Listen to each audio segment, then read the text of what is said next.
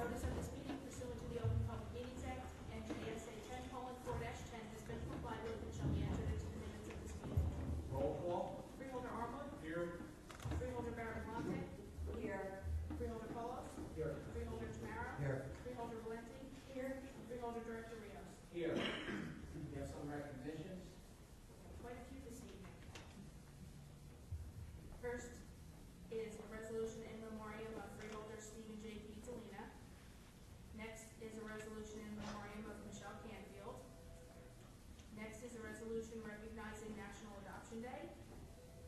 A resolution recognizing October as Domestic Violence Awareness Month. Another resolution recognizing October as Breast Cancer Awareness Month. A resolution recognizing the 10th anniversary of the Cancer Support Center of New Jersey. A resolution recognizing the Business Leaders of the Year Awards as named by the Chamber of Commerce serving Old Bridge, Sayreville, and South Amboy. Next is recognizing Stanley Bagochinsky for his service on the Middlesex County VOTEC School Board. Next is recognizing Gary Schaefer as the third place winner in the State Paratransit Rodeo.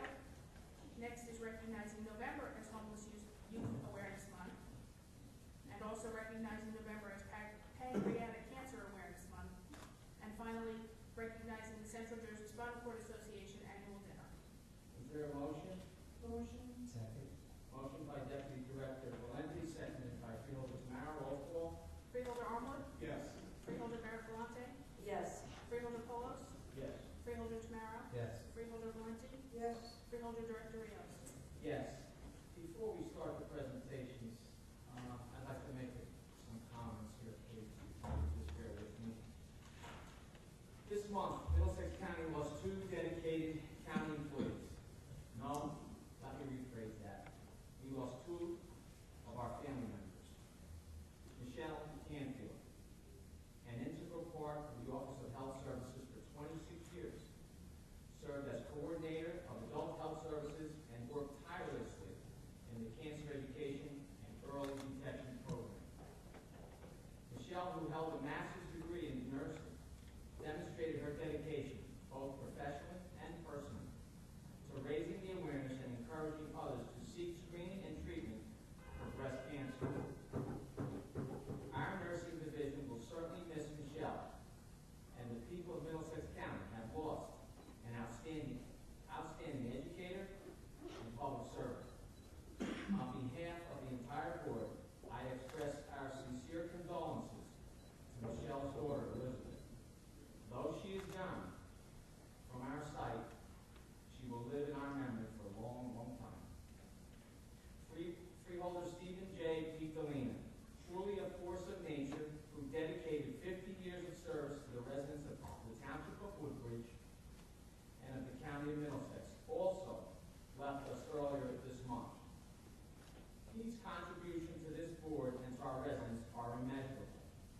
He was a generous, enthusiastic public servant who was first elected to the county board in 1990.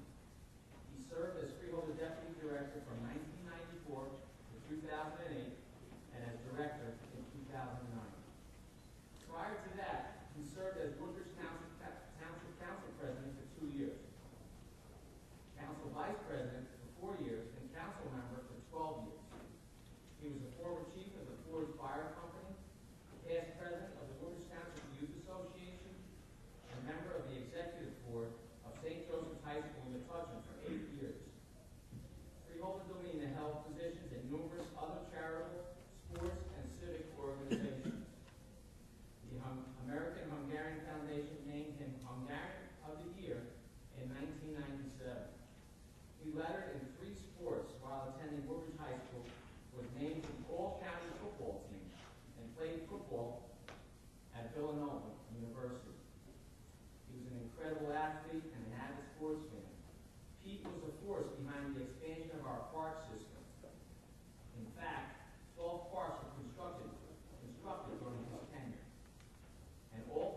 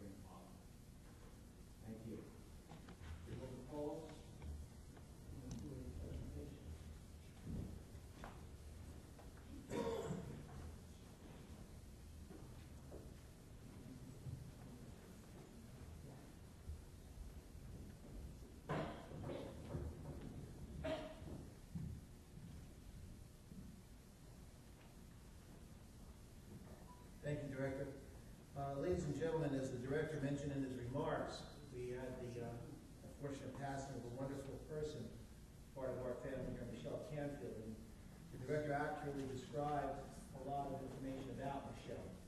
Think about a woman, though, who not only had a degree in social work, but went back to school to get a master's degree in nursing.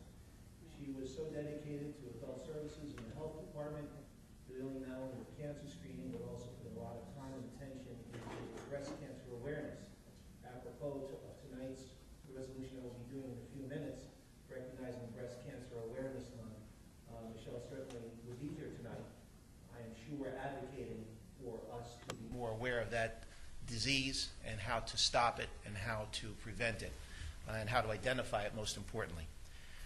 But I think it's appropriate to mention that we are blessed in this county with the quality of the employees that we have. They are not really employees, and I don't think any of the members of the Freeholder Board really think of them in that way.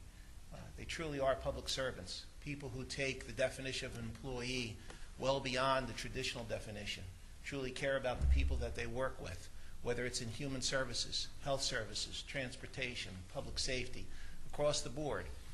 Our employees don't think of it as a job.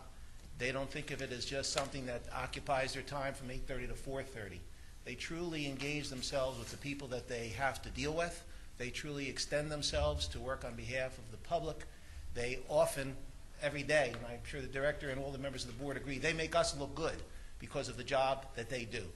And Michelle was a prime example of the quality of the people who are within this county family, and she will be sorely missed. I'd now like to invite her daughter Elizabeth up here to accept this resolution proclamation on behalf of the members of the Board of Freeholders.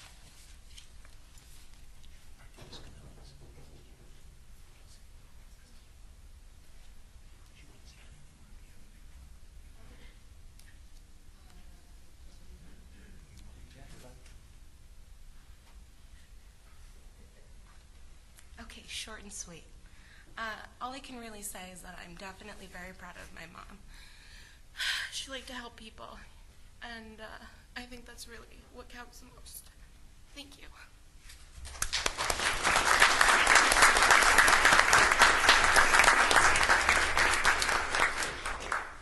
I'd now like to invite up the representatives who are here to accept the proclamation to recognize this month as Breast Cancer Awareness Month.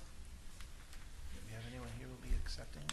Would Dr. Ming Jer Chang, Vice President of the American Cancer Society Asian Initiative, and Wang Lin Tuan, also of the American Cancer Society, please come forward?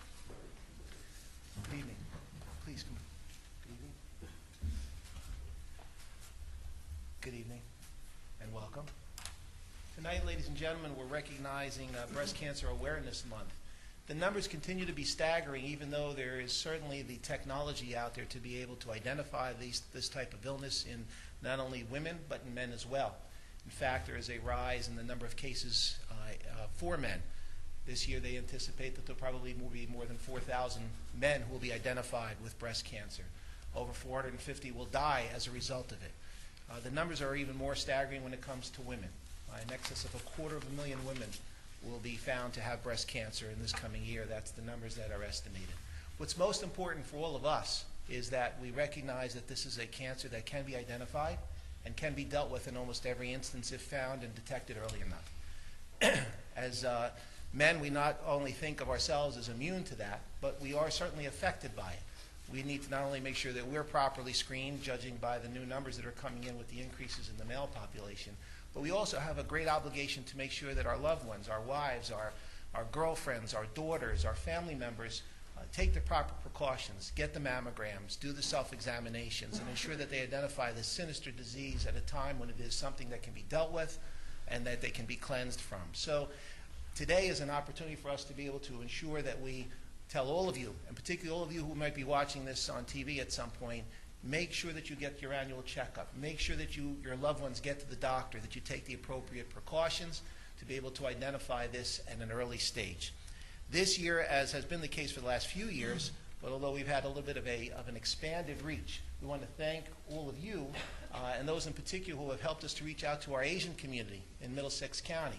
with the use of translators and a very strong outreach program, we've been able to reach out to a section of our community in a much more effective way to be able to get the message out. In part, thanking all of you for your efforts and the entire team and our Health Services Department to help make us, give us that opportunity to be able to get this education out to as many people as possible. So on behalf of the County Board of Freeholders, I'd like to present to you this proclamation. Thank you so much.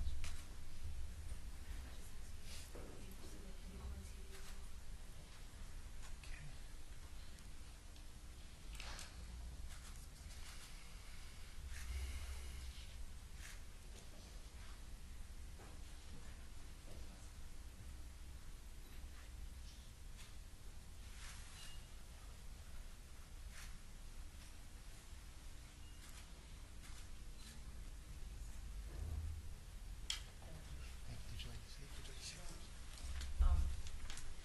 I'm Minter Chang. I would like to represent the American Cancer Society and most important represent the Asian community to thank Middlesex County Special Department Office of Health and for your effort to provide much needed service to the Asian community.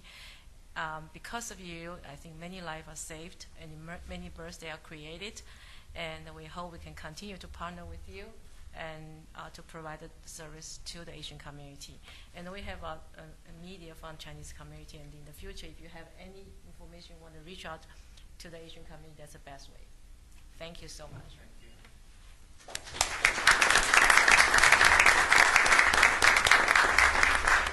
Director, just for a bow, I'd like to recognize Les Jones and Debbie Gash from our Office of Health Services. Stand up for a round of applause. Thank you for all that you do for our county each and every day.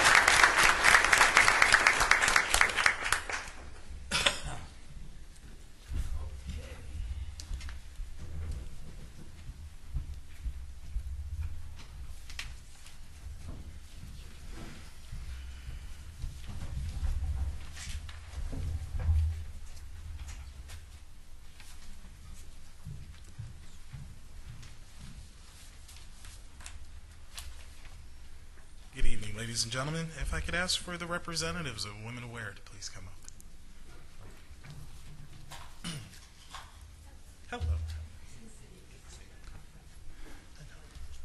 How are you? Ladies and gentlemen, October is Domestic Violence Awareness Month, and I'm not going to steal Ms. Adams' thunder because she's going to be doing a presentation later, but I do want to say that Women Aware is a organization I hold near and dear to my heart because in college I actually volunteered at the Women Aware Domestic Violence Shelter, and you can only imagine what it was like for a former 6-foot-tall football player to show up at a domestic violence shelter. As soon as I knocked on the door, you heard all the doors locking. All of a sudden there were voices that were yelling out from the window, who are you, and what do you want, etc. But when you're tucked in safe at night, they have volunteers that are out in the middle of the night providing services. It's a great organization that provides transitional housing, etc. And again, I'm going to cut this short because I'm not going to steal their thunder, but I do want to read the proclamation.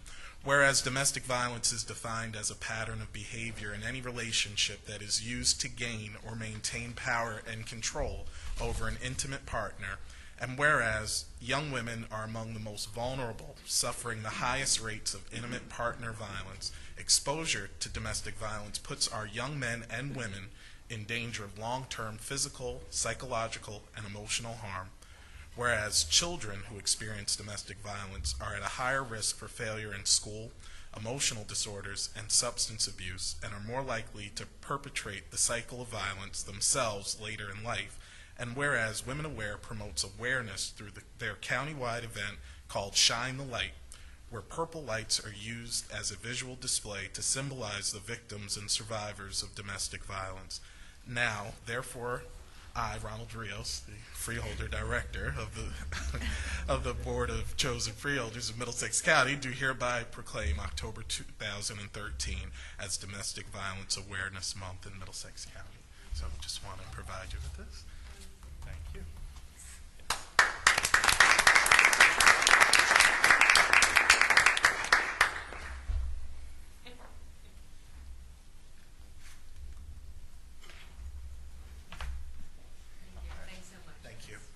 as I said, they will be up later to provide us with a nice interactive presentation.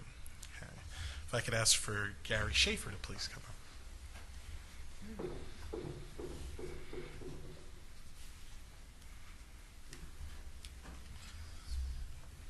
Mr. Schaefer. Okay. Mr. Schaefer is from the rodeo program, the paratransit, New Jersey Paratransit Rodeo Program. So I'm going to read this proclamation. Whereas it has come to the attention of the Middlesex County Board of Chosen Freeholders that Gary Schaefer is worthy of special recognition as he was awarded 3rd place in the New Jersey Paratransit Rodeo on May 11th, 2013. Whereas Gary Schaefer, a community transit driver for the Middlesex County Transportation Division for over 15 years, has participated in the New Jersey Paratransit Rodeo since 2001, and whereas more than 25 drivers from counties, municipalities, and private transit operators participate annually in the New Jersey Paratransit Rodeo, which tests the driver's skills through a maze of barrels and cones to simulate everyday driving. Scores are based on driver ability, client sensitivity, wheelchair boarding, and a written examination. And whereas Gary Schaefer has placed in the top 4 from 2005 through 2012, including 3rd place finishes in 2009 to 2011, a record that is unmatched by any single driver in the 29 years of the New Jersey Paratransit Rodeo. Now, therefore, be it resolved by the Board of Chosen Freeholders of the County of Middlesex that we do hereby recognize and congratulate Gary Schaefer for his outstanding record of accomplishment.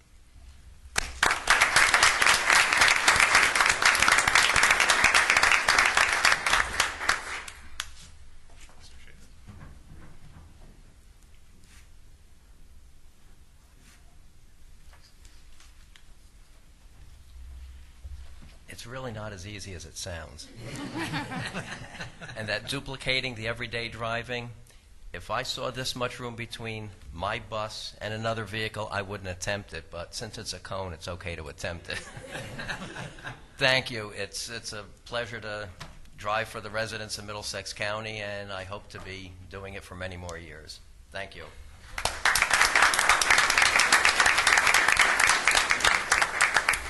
Mr. Schaefer said that although Cape May has won and come in 1st place, that he promises next year we're bringing it home to Middlesex. Okay. It's campaign season. Got to make promises. You better keep them. Okay. And the last presentation, if I could ask for Mr. Rashid Adam to come up, and Ms. Indigo Harris. Is Ms. Harris here? Okay.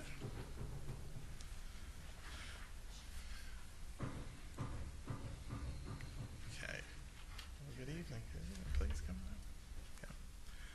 Whereas the plight of homeless youth is a national problem and has continued to be a main concern of policymakers, government officials, and social services providers, and whereas between 1 million and 3 million United States youth annually experience an unaccompanied situation, and an estimated 1,000 youth in Middlesex County experience an unaccompanied situation annually, and whereas the term unaccompanied youth includes children through age 17 who are living apart from their parents or guardians, and young adults ages 18 through 24 who are economically disconnected from their families and are experiencing homelessness, and whereas November has been proclaimed as National Homeless Youth Awareness Month, and the Middlesex County Board of Chosen Freeholders is committed to working on behalf of homeless children, teens, and young adults to ensure their right to be safe, healthy, and prepared for the future.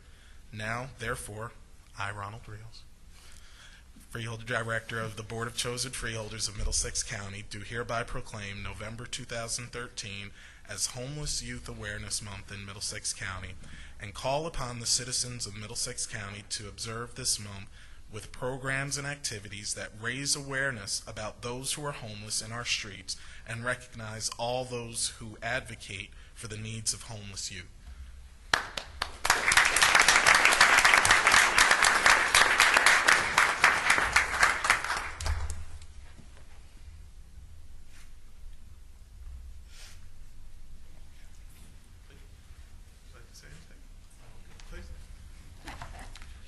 Okay, I wish to thank the Middlesex County for recognizing this month for the homeless youth in this county. I work for the Job Corps, likewise other members of the committee who are appointed to organize a forum to bring out this problem. I, as a counselor for the Job Corps, usually really see students who are in dire need of this particular situation about homelessness, and I thank you very much for this. This will really bring up the problem so that other organizations can work together to solve this problem. Thank you very much.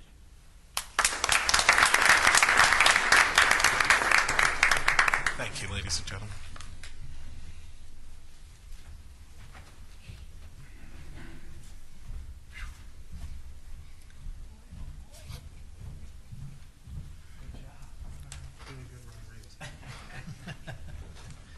Good evening, everyone, and thank you for coming out this evening. This is the part of the meeting we as freeholders truly enjoy because we get to recognize, the residents of this great county and their accomplishments, and we proudly speak about them. Tonight we have 3 students from our Middlesex County Vocational Technical Schools who have earned scholarships for their college careers. And the first one we have is from the Woodbridge Academy of Allied Health and Biomedical Science. It's Esha Patel. Is she here this evening? Come on up, Esha, with your mom. And I invite the principal, Michael Finelli, and of course our Brian Lachlan, our superintendent of schools, to come up.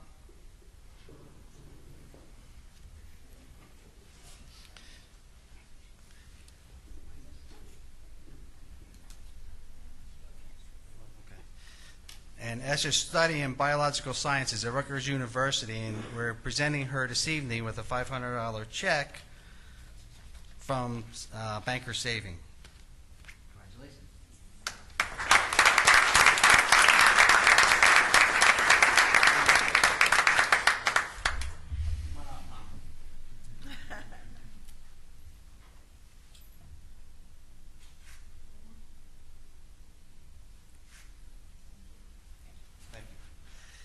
And I think Brianna's stuck trying to find a parking spot because she hasn't arrived yet. So I have 2 more, one for Brianna Trotti from the Piscataway Votech, and that's also from Banker Savings. And I also have one for Nicholas Galipsy, who is from the East Brunswick Academy, and he is studying at Middlesex County College, civil engineering. And when you receive it from PSE&G, you have to continue your education in studying about green energy.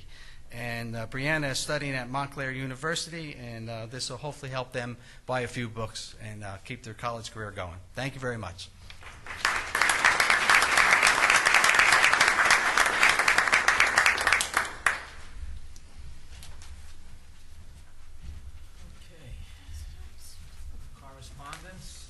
Each freeholder has been provided with a list of correspondence received by the clerk's office since our last meeting. This correspondence will be kept on file in the office of the clerk of the board for reference.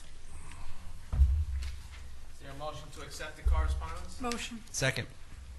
Motion by Deputy Director Valenti, seconded by Freeholder Tamara. All in favor? Aye. Aye. Opposed? Motion carries. Okay, freeholder reports. Freeholder Ken Armour. Thank you. In addition to recognizing our paratransit rodeo winner tonight, I also want to acknowledge the ongoing efforts of the drivers and administrative staff in the County Transportation Program. Last month, Middlesex County Area Transportation provided more than 43,000 trips to county residents in need of transportation, providing curb-to-curb service for residents to doctor appointments and needed medical treatment, and providing shuttle services to residents traveling to work and other appointments. On Monday, October 28th, the Middlesex County Division of Addiction and Mental Health Planning will hold a town hall meeting to discuss addiction services in the areas of early intervention, treatment, and recovery support. The meeting will take place from 4:30 to 6:30 p.m. at the Rutgers University Cook Campus Center, 59 Beale Road in New Brunswick. Service providers, clients, family members, students, and government officials are invited to attend to offer their input for future funding and program development. And now at this point, I would like to have our representatives from Women Aware to please come up and present us with the information regarding the services they provide to our county residents.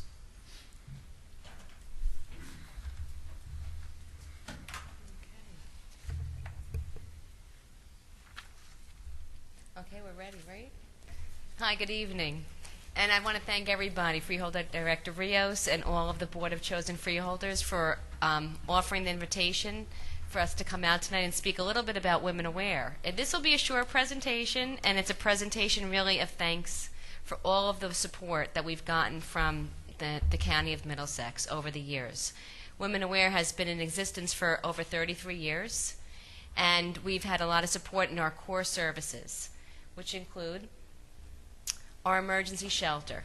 We've gotten support for many years from the Board of Chosen Freeholders to provide the only emergency shelter for victims of domestic violence in Middlesex County. I put a little quote up there from one of the little boys. One day I had asked, just recently, I asked a little boy how long he's been here, and he said, "Here, this is my home." So we do our best to make sure that the facility is comfortable and it feels like a home for everyone. And last year we provided a home for 249 women and children. We also served over 28,000 meals, and we answered over 6,000 hotline calls. One of the big projects that we had last year was renovating a kitchen. And we received a lot of volunteer help, so we were able to put the money towards product. And it's a beautiful kitchen. It's nicer than any kitchen that I could have ever imagined having for myself. And it's a great community area for the women and their children. Last year, go to the next slide. Last year, we also received funding from Middlesex County Board of Chosen Freeholders for a legal advocacy program. And restraining orders are one of the safety strategies that we use with victims to ensure the safety for themselves and also their children.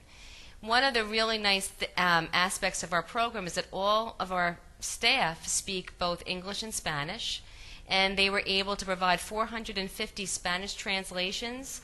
All of the court documents are in English, and so we have to translate all of those documents so our clients can fully understand what's being asked of them and what remedies are they will be able to access. So we provided 625 clients, and 537 restraining orders were granted. Okay. Our newest and most exciting project, and those of you know that I've sent out the invitations, and I'll also be calling you. I hope to see you all at a ribbon cutting on October 30th. This is really exciting. We are all together making history in Middlesex County and in New Jersey, because we're going to have the first permanent supportive housing program for victims of domestic violence in the state. And so I hope you all will come out and be a part of the ribbon cutting. It's really exciting. We'll have a 4-bedroom, a 3-bedroom, and a 2-bedroom unit. All of our clients will come from the shelter, and they will be able to stay there as long as they need to. HUD really feels that the answer to homelessness will really be this idea of permanency and supportive housing and self-sufficiency. And so we'll be providing those supportive services, and our goal is that the individuals will exit out into hopefully home ownership, but with jobs and degrees that they can be fully self-sufficient. And so that's our new exciting thing. And there are some pictures from the before and after. That's actually, the first row is actually from the roof, when we had ripped the roof off, so we can create a 3rd floor, and then some of the kitchens and the apartments are the after pictures on the bottom. So I want to thank you all, and I want to thank my board president, Joe Camarada, for coming out with me tonight, and also Heidi for coming out and helping me prepare this wonderful short presentation for you all. But thank you so much for everything that you do and your commitment to victims of domestic violence and the families and the children that we serve. It's really greatly appreciated. I wanted to leave you with a little song that our kids sang. In the morning at the Safe House, they would sometimes break out into song, and with the permission of the moms, we're able to share that song with you. It's "You Are My Sunshine," and what you'll see along with the song is you'll see artwork that the children also drew. So it's just a few minutes, and thanks again.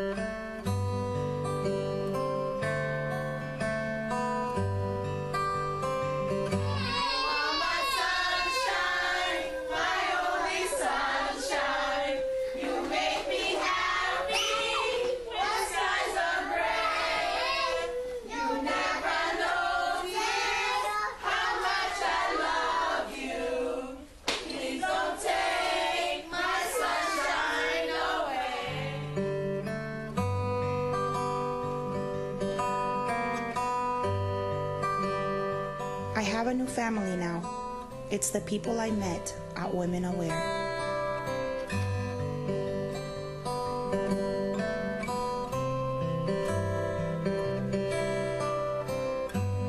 I have the right not to be abused.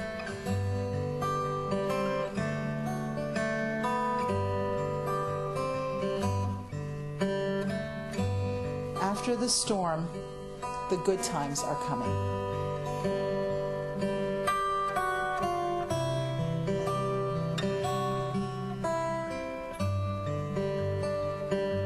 A real friend is one who walks in when the rest of the world walks out.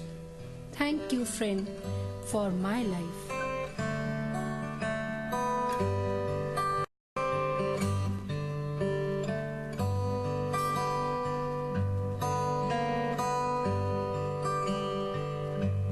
Don't be scared. This is the safest place you'll ever be.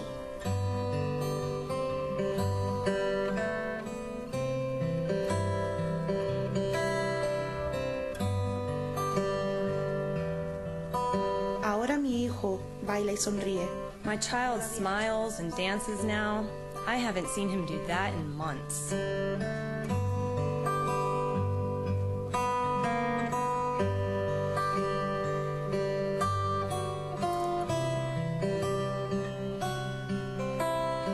When I grow up, I want to work at Women Aware.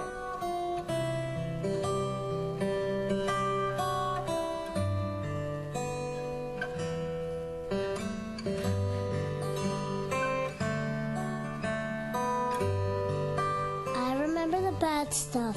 It just doesn't feel so bad anymore.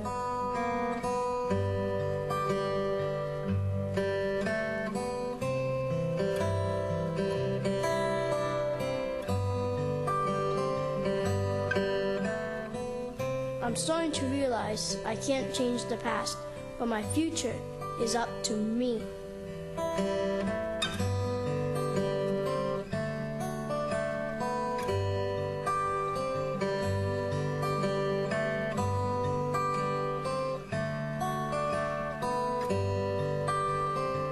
Ustedes me dieron esperanza cuando yo pensé. You gave me hope when I thought there was nothing left.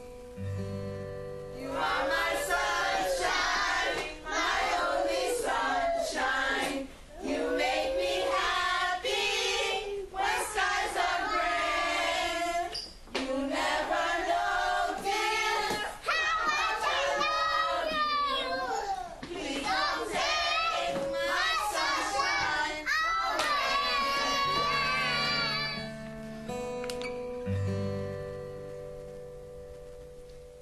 Thank you. We had to bring the kids with us. So. God bless you all. Thank you so much.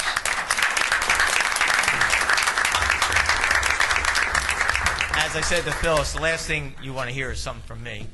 But I'd be remiss in not saying thank you. As you can see, your support is so important, so needed, and so appreciated. Thank you. Thank you so much.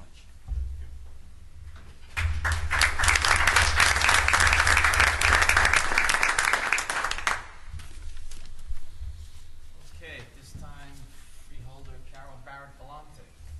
Thank you, Director. Last week, the County Finance Department presented to Standard & Poor's rating agency the county's financial standing. As a result, the county retained its AAA rating. That's the highest possible rating. A AAA rating is awarded to those government entities that have an extremely high capacity to meet their financial commitments. The rating also signifies the ability to withstand extreme financial stress without defaulting on its obligations. Middlesex County's taxpayers benefit directly from this rating by paying considerable lower interest rates, which allow the county and municipalities to finance vital projects and equipment at reduced cost in order to continuously keep improving the quality of life for county people. Following their assessment, the analysts commented on the county's excellent financial well-being. Among other things, they noted, and I'm quoting their words, strong management with good financial policies, which include conservative revenue and expenditures assumptions pursuant to statutory requirements. Strong budgetary performance based on current fund results. Budget flexibility with projections of improvements to levels we consider strong within the next 2 to 4 years. Very strong local economy. The county has been awarded a AAA rating many times in the past. However, what makes this current rating so much more meaningful and potent is the fact that a few weeks earlier, Standard & Poor's tightened its AAA requirements, which made it more difficult for a local government entity to be awarded this prestigious rating. County management, and I'm looking at them. Okay. Al, you too?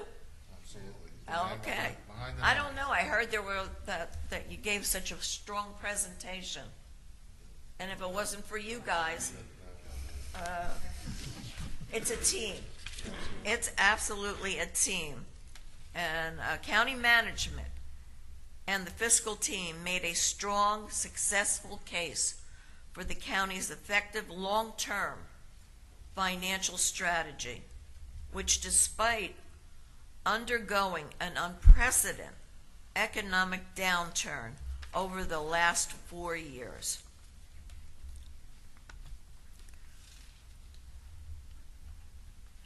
Achieved these following milestones.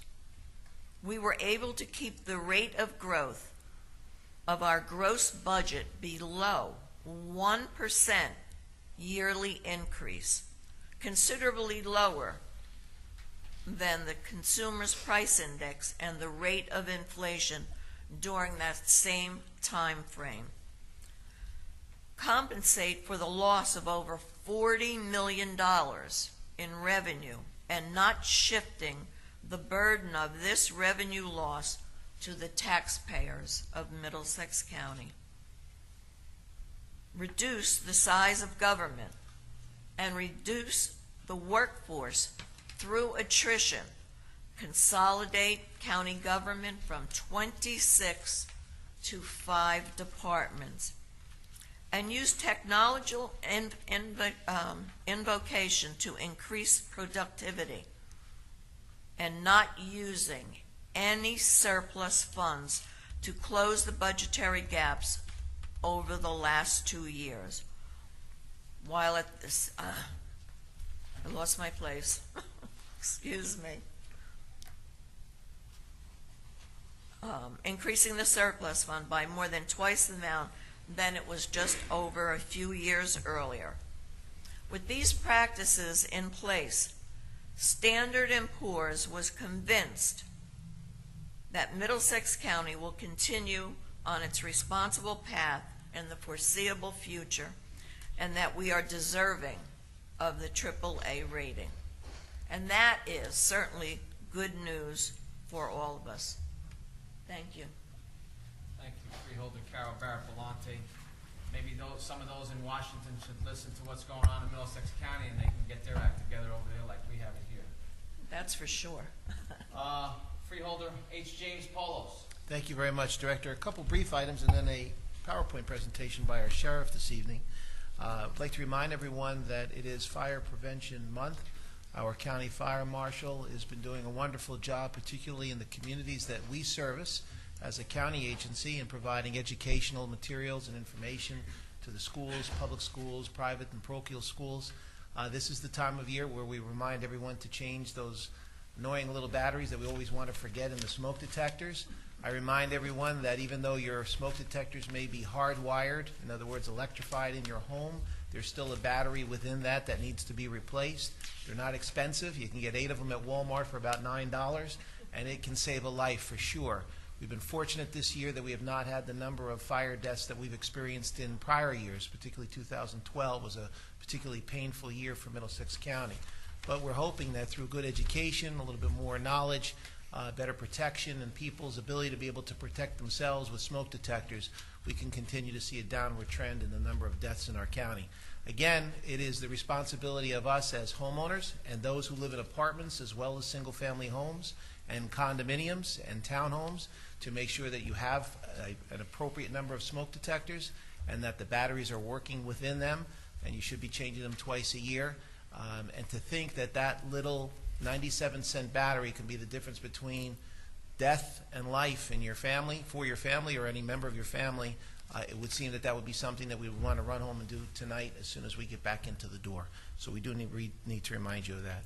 We're also going to be working very closely over the next few weeks on an initiative in our Public Safety Department to try to see how we can increase volunteerism in our county, particularly in our fire ranks and in our EMS ranks. We believe that the reduction in volunteers is not only something that is affecting communities, but it's affecting our economy. We become more dependent upon paid personnel in both sectors. That is a strain on our local economy, on our taxpayers. Also adds to the cost of health care through additional costs for medical transportation and so forth. And we believe that of the 800 and some thousand residents who are out there, there are ways that we can entice them to become volunteers in our volunteer first aid squads and fire departments, and hopefully collectively we're going to figure out some ways to do that and try to increase and bolster the ranks here in the county. Before I introduce the Sheriff Director, I'd just like to take 1 minute publicly to echo your comments about Pete Delina. I have had the pleasure of serving with him for 15 years on this Freeholder Board, and there was no individual as a better person, more committed, more dedicated not only to his service, but particularly to his family. A beautiful family, loving wife, loving children, took very good care of them, really cared about them, loved his government, but loved his family first and his faith, and that's really the order in which it should be. And he was a great asset to this board. He had great balance, great knowledge, really did what was right for the people, was able to cut through a lot of the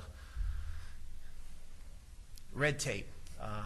Is that politically correct? That sometimes happens in government, to get to the heart of the issue. And when it came to helping somebody, he would bend over backwards and go out of his way to make sure that it was taken care of. And that's something that I will always remember. A very good, dear friend and a great person in Middlesex County. It's now my pleasure to introduce a woman who's no stranger to any of us and is doing a great job in public safety as our sheriff. And the sheriff introduced a new program this year, correct, Sheriff? The Civilian Academy. And this is it's been done in some other areas and so forth, but it's the first time here in Middlesex County that's been done by the Sheriff's Department. I compliment you, Sheriff, for having an initiative to be able to pull this program together and create an opportunity for citizens in our county to learn more about what you do and more about what public safety is about. So kudos to you and to your staff for putting together a wonderful program, and we'd love to hear about it tonight. I invite you up to share your PowerPoint with us. Thank you, Freeholder Polis. It gives me great honor to stand here in front of the Freeholder Board where I sat not so many, maybe about 3 years ago. So to be back here standing on this side, I say thank you. And I, too, would like to remember Freeholder Pete Delina. When we talked about the sheriff, people would say, sheriff. They think about the wild, wild west, a cowboy hat, wearing boots, and riding a horse. That's one generation. Another generation, the younger generation, probably 30 years to maybe younger, don't even know the word sheriff. What does that mean? In the field of law enforcement, even though we have law enforcement officers, some law enforcement officers do not know what the sheriff does. So I have to say to you that a couple of citizens a couple of years ago said to me, Sheriff, so what does the sheriff do? So I said, well, a lot of people do not know what the sheriff does. So when I became sheriff of Middlesex County, I said, why don't I form a Citizens Academy? And that's what I decided to do. I spoke to a couple of people about it, including some people on the Freeholder Board, and they also thought it was a good idea. And of course, you have to get the funding from the freeholders. And I thank the freeholders for funding, and I say thank you again for doing that. You know, the Sheriff's Office of the Sheriff is the oldest law enforcement agency in the United States. We're over 1,000 years old. But people really don't know what the sheriff does. It's a secret. It's a best kept secret. So I'm here to share that secret with you, with everybody here. And I hope the people watching TV will understand where I'm coming from when I decided to form the Civilian Academy.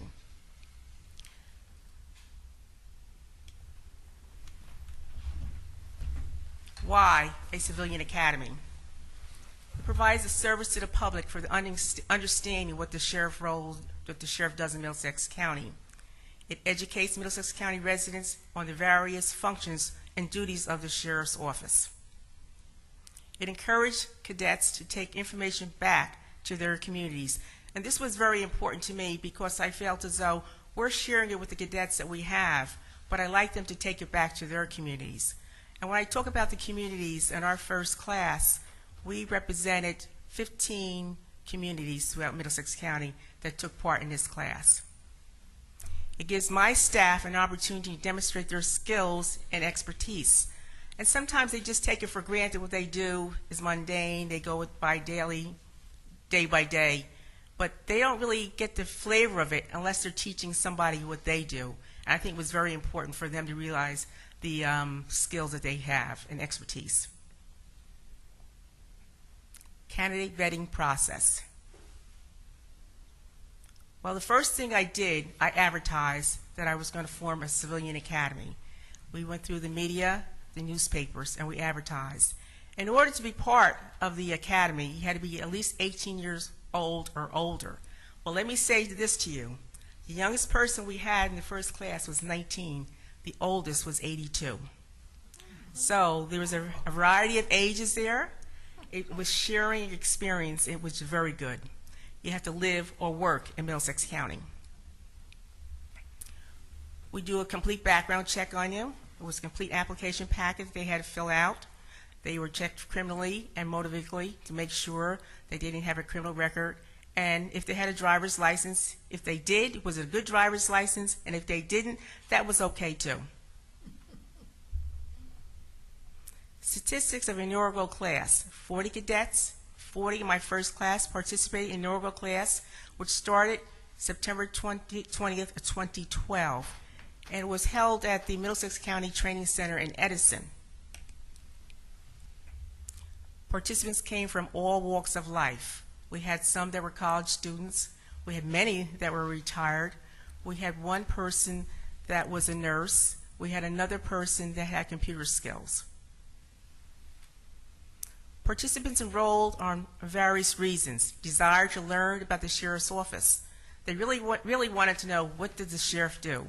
And I have to share this with you because there was a gentleman there that decided to take this class because he said to me, I'm here to see whether the sheriff's office is really needed, to see whether we are just duplicating service from the local police departments, or they had an interest in careers in the field of law enforcement. And as I said to you, the age ran from 19 to 82.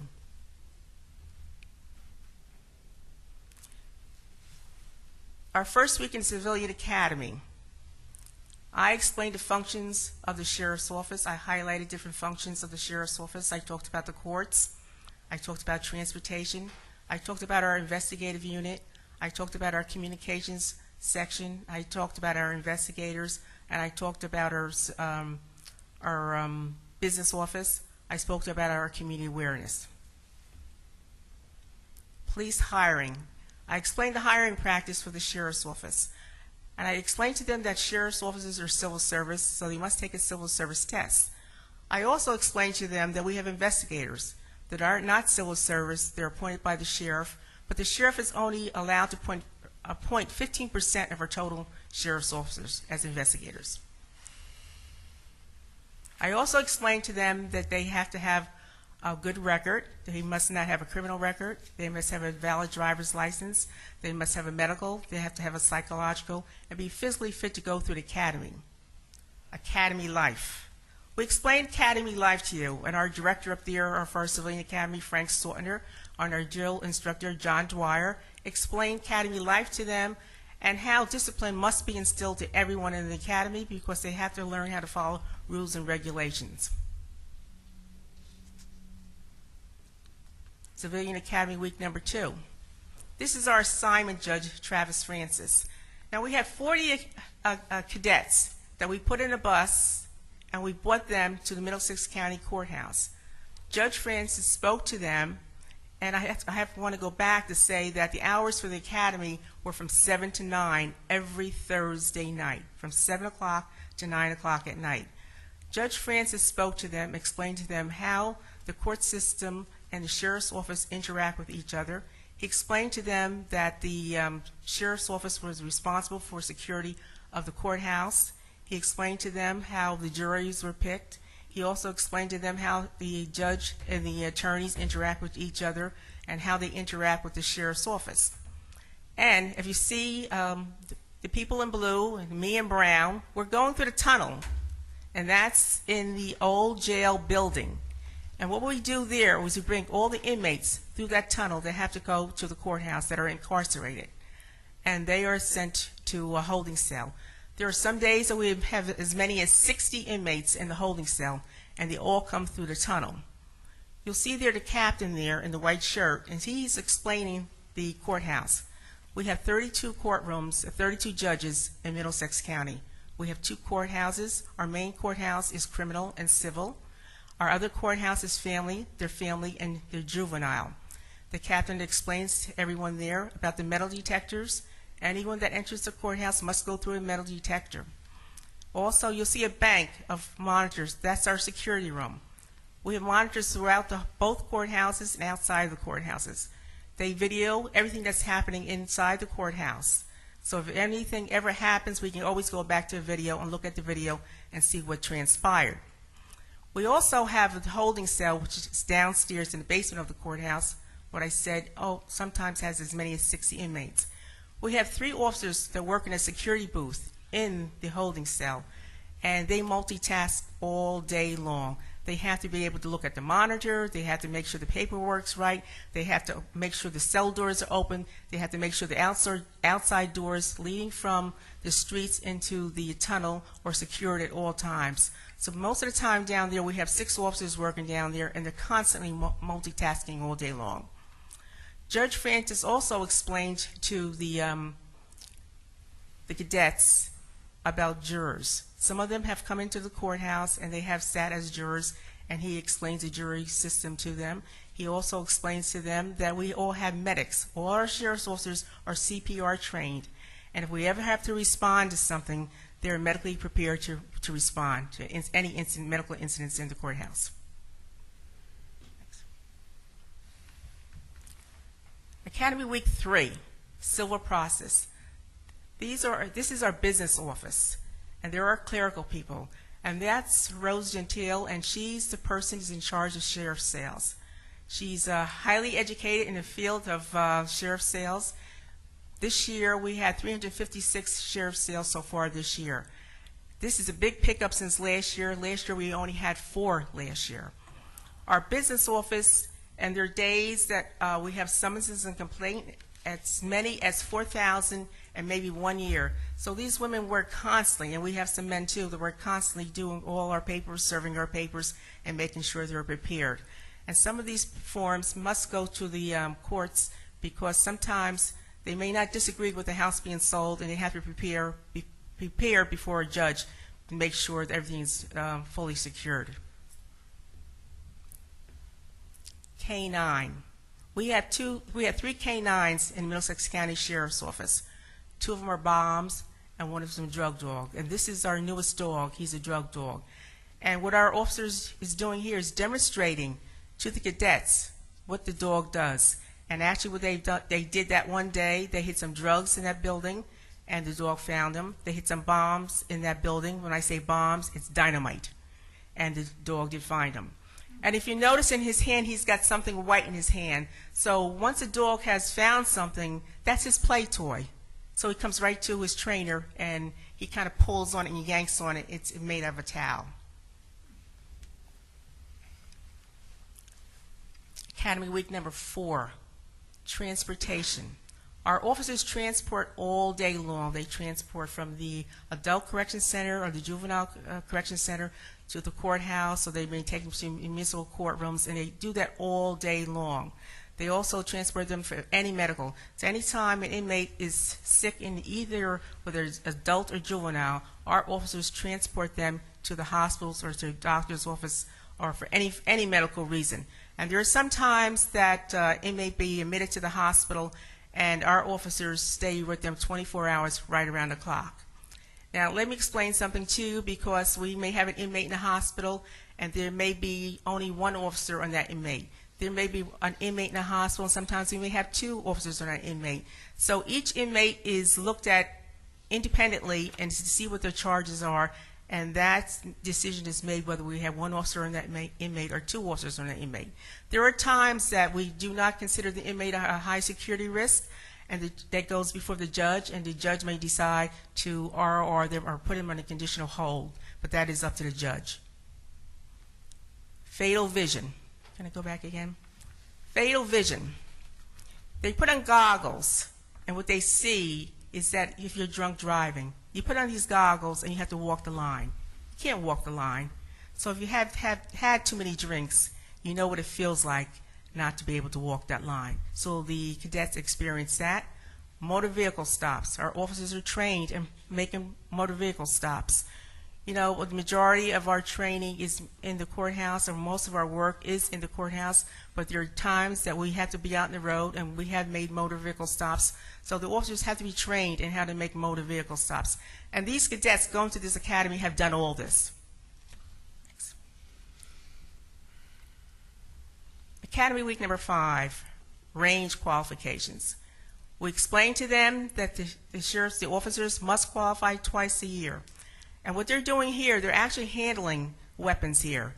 There's no ammo in these weapons, and it's simulated. So it's simulated with a FATS. It's called FATS firearm training, and they are showing that it's moving targets, and when you should use your weapon and when you should not use your weapon. And if you use your weapon improperly, it tells you automatically. So they have an idea of what kind of training our officers go through. Driving simulator. Defensive driving. Our officers are taught all defensive driving while they're in academy, and these cadets experience defensive driving behind the driving simulator. Academy week number 6, BCI and investigations. Anytime anybody's arrested in Middlesex County, they have to be fingerprinted and photographed, and the sheriff's office is the holder of those pictures and those fingerprints, and we maintain it in our investigative unit. Likewise, if there's a crime scene, if the prosecutor has a crime scene, sometimes they bring those photographs over to us and we develop those photographs. If they have a lineup, if somebody has been accused or looking for somebody has done something, those photographs come over to our sheriff's office and they do a photo array for a lineup. Defensive tactics. The sheriff's officers are trained defensive tactics. They have to be trained while they're in the academy. And the Sheriff's Officer Academy runs for 26 weeks. So anytime a sheriff's officer or investigator is hired, and any law enforcement officer, they have to be trained for 26 weeks in the police academy. And defensive tactics is part of their training. And you'll see our young man in blue, who's 82 years old, doing defensive tactics with a robot on the floor there. Our investigators, our investigative unit, they look for people wanting warrants, non-support, violation of probation warrants. And they work right around the clock also looking for people wanting warrants. Extradition, so if somebody's located, say, out of a state, and our warrant paperwork is filled out, either we go to get them or we have an extradition unit that goes out and picks them up.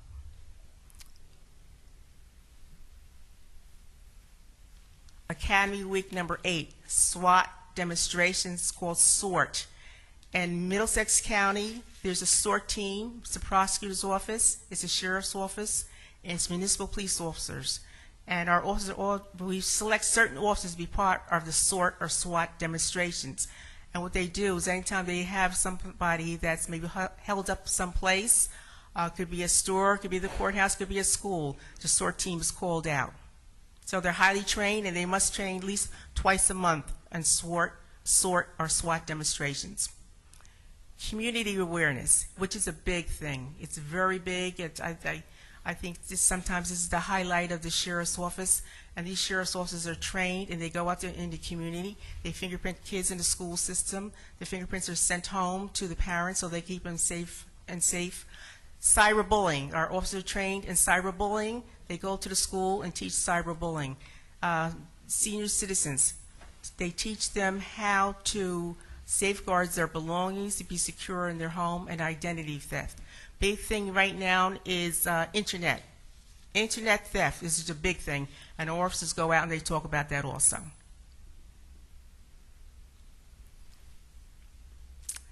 This is our 9th week graduation, and that's George. George is 82 years old, and I tell you, George was the person that said to me, I'm only here to see whether the sheriff's office is really needed. I want to see whether you're duplicating services. But I want to read you this letter that George submitted to the newspaper. And it says, Middlesex County Sheriff's Office shares their knowledge. September 20th, 2012, the first staff of cadets were formed. We consisted of some 40 civilian cadets, 8 of which were senior citizens.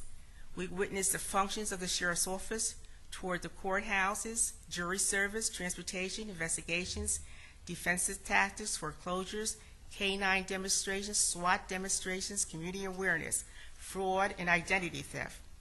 We participate in firearms training and driving simulator, just to name some of the amazing things we've seen over the last 9 weeks. The officers that made the presentation were knowledgeable and courteous. Congratulations to Sheriff Mildred Scott and all the many hands that went into making this program the huge success that it was. Special thanks to you, Frank Sortner. Frank Sortner was our director of our Civilian Academy, for asking me to participate in a mock-up version of serving a warrant. And to uncooperative police officer, it was fun. The Middlesex County Sheriff's Office is the best kept secret. The knowledge and experience that I've acquired has inspired me to share this with our senior citizens, organizations, and their families. Leadership starts at the top and filters down. This is very evident in the Middlesex County Sheriff's Office. Thank you, Mildred Scott. Bless you and your family, your officers, and their families. You know, a lot goes into forming the Civilian Academy. I have to say that my officers, I'm extremely proud of them for putting this together, to sharing their knowledge with the community, to the citizens, to the people who work in Middlesex County. I don't think that it would have been made possible without them. We are in our 2nd class now. It started on September 5th, and I have 40 cadets in that class, and they graduate next week to 2nd class. Right now, we've got 8 people calling to say, when are you going to give another class?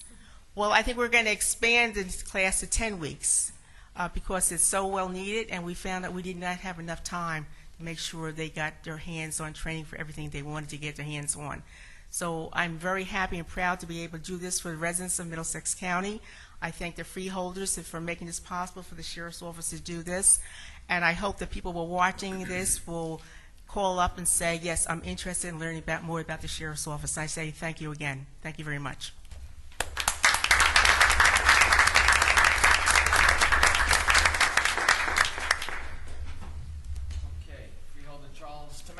I think Brittany showed up. She did, so let's come up.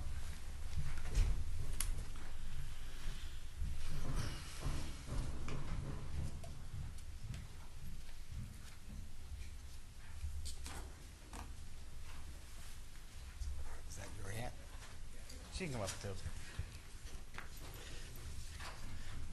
Okay, Brittany is a graduate from the Piscataway Voltech School. Oh, Brianna? Did I say Brianna? And you know what? I was saying Brianna.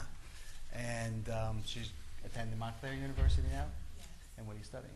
I'm studying pre-med. Oh, well, congratulations on that. Maybe we'll see you as a doctor someday. And she received the $500 scholarship award from the Investor Savings Bank. Congratulations to you, and good luck to you in your career as a nurse.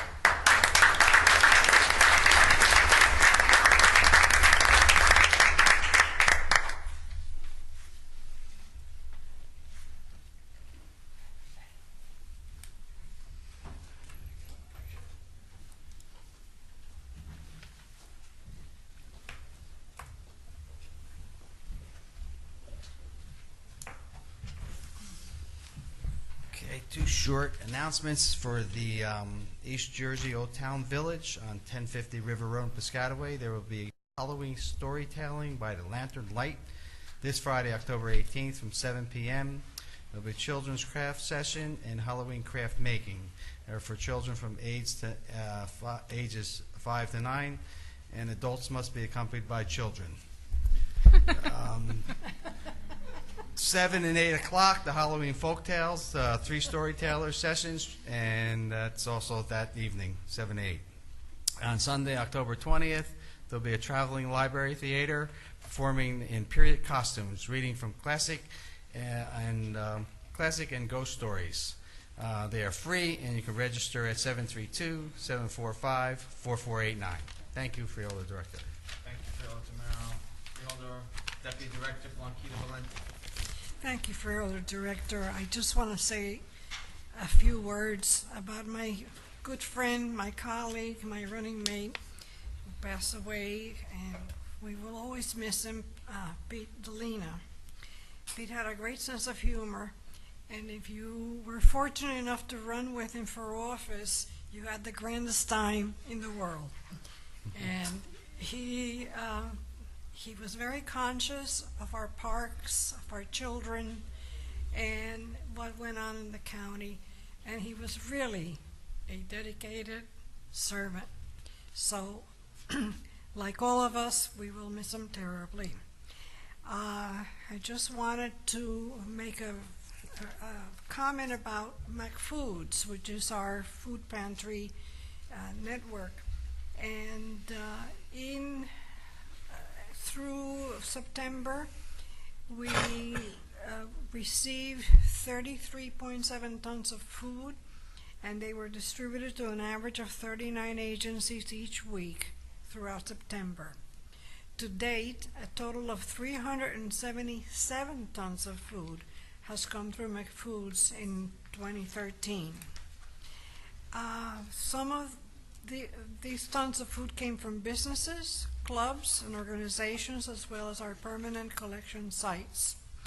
19.8 tons of produce and product donations from the community food bank.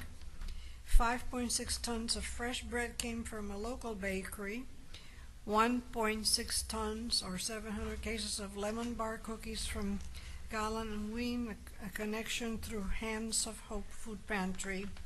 1.4 tons of soda, which is about 153 cases from Food Town. Another connection through Hands of Hope Food Pantry, and 1.2 tons of vegetable salad from Franklin Township Food Bank. Weekly emails were sent out to the McFoods network, and topics included items available each week. Also, cooking classes at Promise Culinary School and Jack Hunger in New Jersey event. Run for Ra, I guess that's Rutgers University, Rutgers Against Hunger. Then October 27th, volunteers needed, and the Brunswick Community Food Alliance movie screening event on November the 14th, where there's a place at the table. On September 3rd, Feeding New Brunswick Network centralized registration between Christ Church, Emmanuel Lutheran, and Saddam Street Reformed Church is set to begin in October. Step-by-step manual for registering clients is being developed. ID cards are also being developed, and discussion is still taking place around converting to client choice model for some pantries. The Rutgers University Collaborative is assisting with a feasibility study of converting interested pantries. They may also assist in getting the centralized registration underway. Also in September, the We Care network of Perth Amboy reconvened after being off all summer. And also Monroe will have a fall harvest food drive. We're preparing for this annual October food drive to begin in the Monroe adult communities. Volunteers are needed on October 12th at 9 a.m. to distribute bags and flyers to residents of both Clearbrook and Concordia.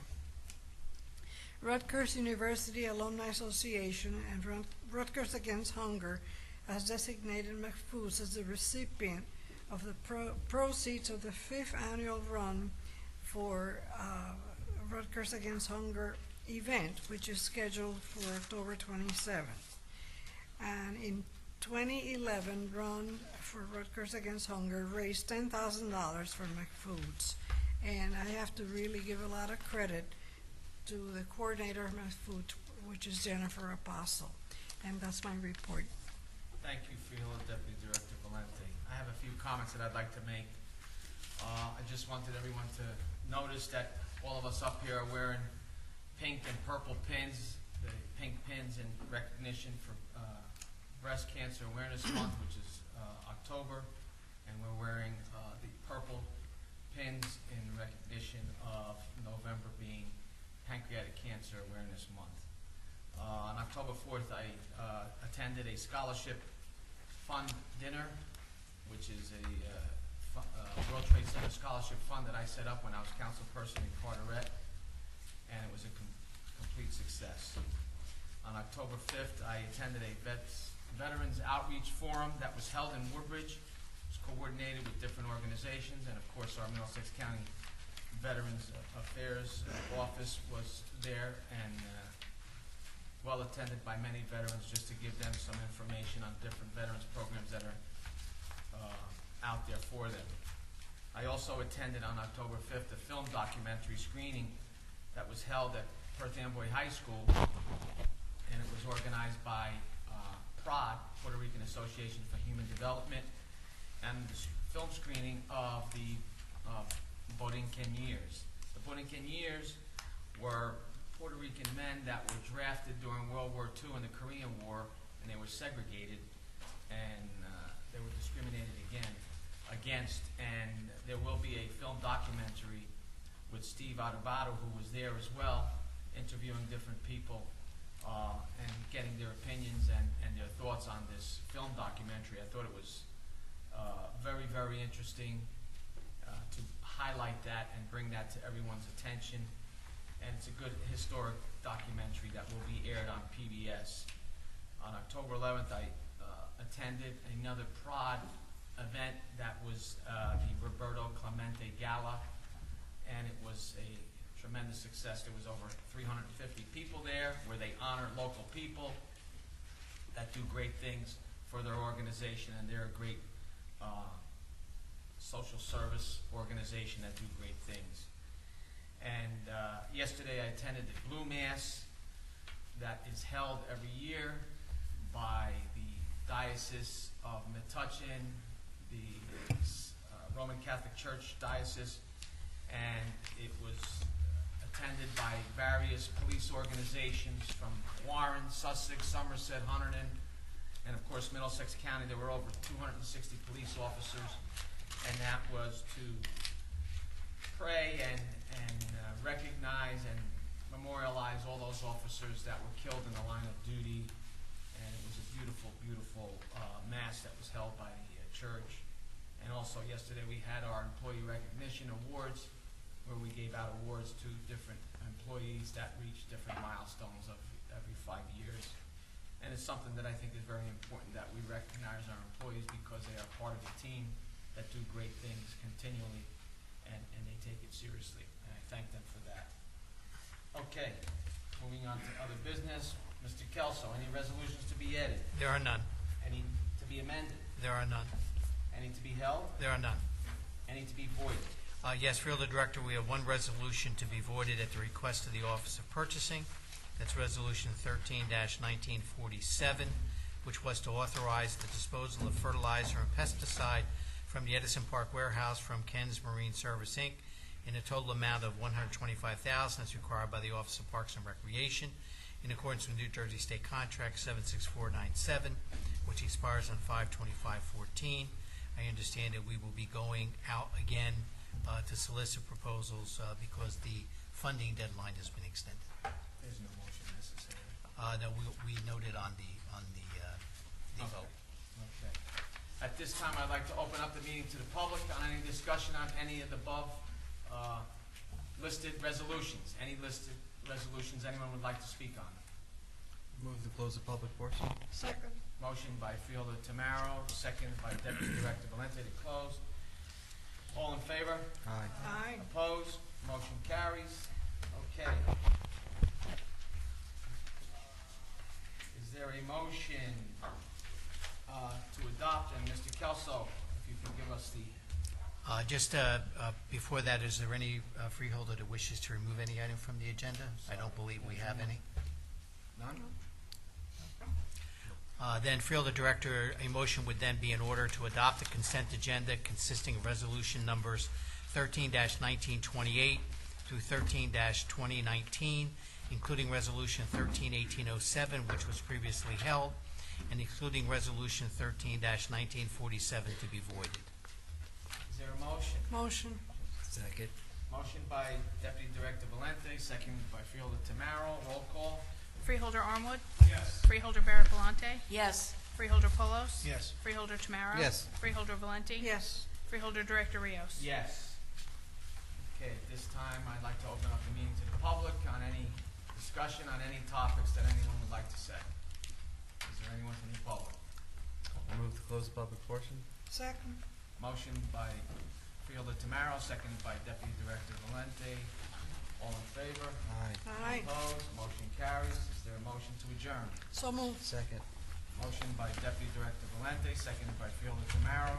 All in favor? Aye. Opposed? Motion carries. Meeting adjourned.